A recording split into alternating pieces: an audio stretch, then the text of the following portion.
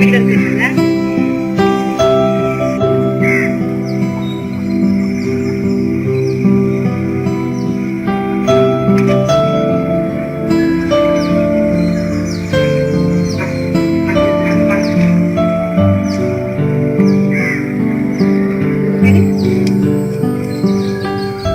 ஆனந்தி, அம்மாக்கு எழுத படிக்கிற துருக்கணும், ஓகேவா? கையெழுத்து போட வச்சு கத்துறணும்.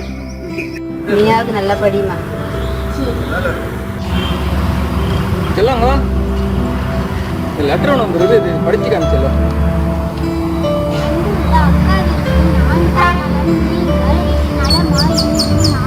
நன்றாக படிக்கிறேன்.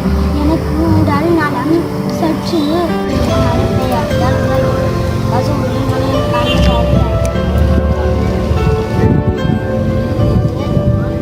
தெரியலம்மா, நீயே படிச்சு. நான் தான் எழுத படிக்க தெரியாம இருந்தேன். நீயாவது நல்லா படிச்சு நல்லா பெரிய ஆளா வரணுமா? பத்திரமா போயிட்டு வா.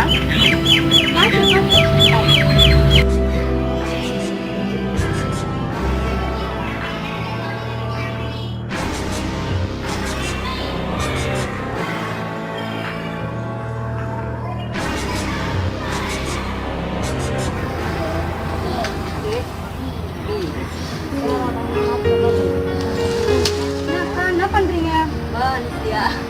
எனக்கு எழுத படிக்க தெரியலன்னு எங்க பொண்ணு சொல்லி கொடுக்குறா. எழுத பரவாயில்லையே, உங்க பொண்ணாச்சும் உங்களுக்கு எழுத படிக்கிறதுக்காச்சும் சொல்லி தராங்களே. எல்லாரும் கையெழுத்து போறீங்க சங்கத்துல, நான் மட்டும் கை நாட்டு வைக்கிறேன். இனிமே என் பொண்ணு சொல்லி கொடுத்து நான் கையெழுத்து போடலான்னு இருக்கேன். பரவாயில்ல, அந்த மாதிரி தான் இருக்கணும். நீயாச்சும் நல்லா படிச்சு உங்க அம்மாவுக்கு எல்லாமே நீ சொல்லி கொடுமா.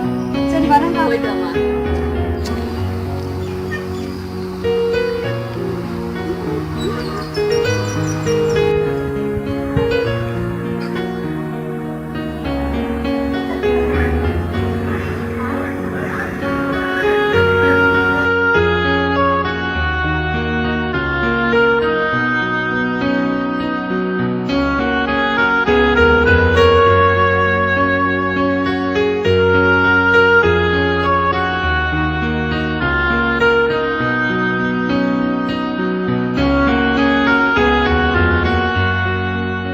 அந்த காலத்தில் எங்கள் அப்பா அம்மா வசதி இல்லாமல் எங்களை படிக்க வைக்கல. இந்த காலத்தில் எங்கள் பசங்களை படிக்க வைக்கிறதுனால எங்கள் பசங்க எங்கள் கை நாட்டுக்கு கையெழுத்து கூட்டிட்டு போயிட்டாங்க. நல்லா படித்து அவங்க பெரிய ஆளாக வரணும்னு எங்கள் ஆசை. எழுத்தறிவு தவங்க இறைவன்னு சொல்லுவாங்க. ஆனால் எனக்கு அந்த எழுத்தை சொல்லி கொடுத்தது வந்து என் பையன் தான். அந்த புகழ் எல்லாமே என் பையனுக்கு தான் சேரும்.